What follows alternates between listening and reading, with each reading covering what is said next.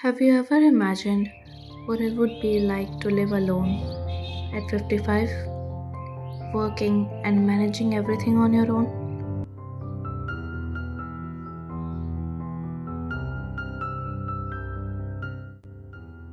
नमस्ते। मेरा नाम राधा है और मैं दिल्ली में रहती हूँ। मेरी उम्र 55 साल है।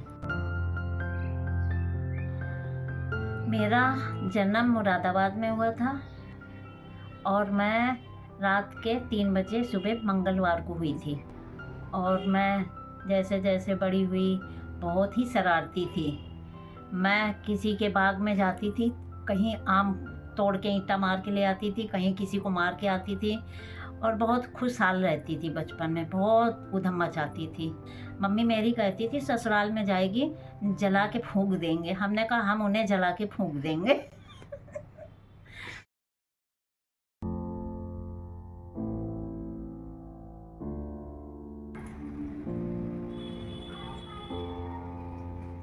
शादी मेरी हुई थी 95 में, 1995 में हुई थी। और फिर शादी में भी हम बहुत खुशहाल थे, ऐसी बात नहीं है। बस फिर मेरे हस्बैंड अभी 2017 में ख़त्म हो गए।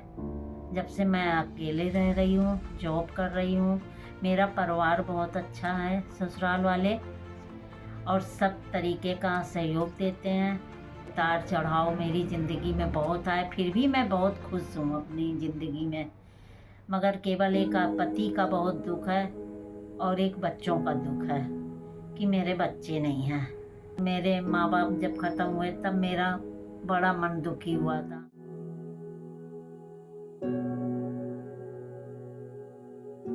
माँ की अब भी याद आती है क्योंकि उन्होंने बहुत संघर्ष से जिए हैं। वो भी नौकरी करती थी, पापा जी भी गुजर गए, माँ भी नहीं रही। कभी कभी सोच लेती हूँ कि मैं अपनी जान दे दूँ, फिर भी सोचती हूँ कि ये ज़िंदगी बार बार नहीं मिलती इंसान की। इसलिए मैं अपना उतार चढ़ाव जैसे भी आते हैं उन्हें झेल के, उनके आगे बढ़ के मैं अपना कार्य करती रहती हूँ और खुश हूँ। फिर भी हमने बहुत दुख भी देखे हैं और बहुत सुख भी देखे हैं अपनी लाइफ में। और भगवान की दया से हमने जितने कष्ट झेले हैं शायद भगवान किसी को ना दे इतने कष्ट।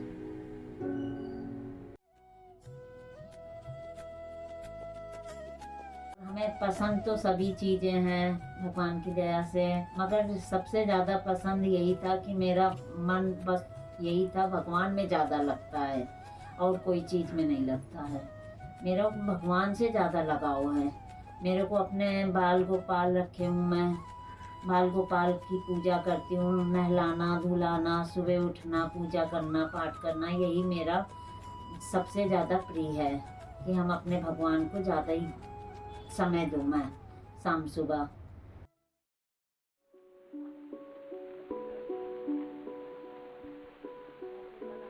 अगर अब तो मेरे को बस यही है, भगवान की पूजा करो, पाठ करो, बस इसी में मन ज़्यादा। भागवत सुनने का ज़्यादा शौक लगता है।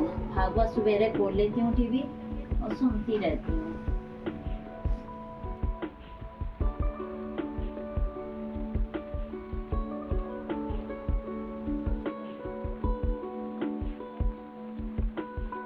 कहना चाहती हूँ कि ऐसी ज़िंदगी जैसे मैं खुश हूँ ऐसे आप लोग भी खुश रह के जियो, क्योंकि ये अपनी ज़िंदगी बार बार नहीं मिलती। इंसान की ज़िंदगी एक ही बार मिलती है।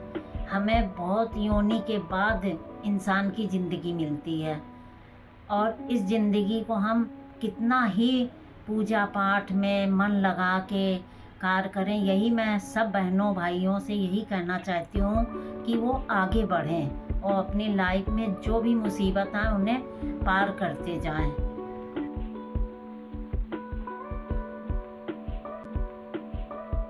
This is a story of strength, resilience, and the quiet courage to live life without looking back. Even when life threw its hardest challenges at her, she chose to rise above them. She refused to be defined by her pain.